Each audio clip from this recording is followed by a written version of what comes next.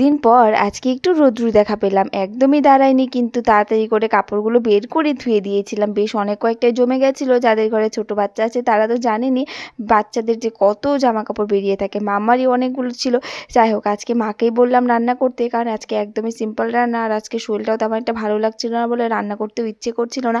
আর এইদিকে আমি টুকটাক কিছু যেগুলো আর কি ভেবে রেখেছিলাম করব, সেই কাজগুলো আজকে করে নিলাম। ঘরে এই গাছটা মানি প্ল্যান্টটা লাগিয়ে দিলাম। কেমন লাগছে কমেন্ট করে বলবেন। আর এইদিকে তারপর আজকে কলার বড়া করব। কয়েকটা কলা এনেছিল বরমশাই, নষ্ট হয়ে যাচ্ছিল।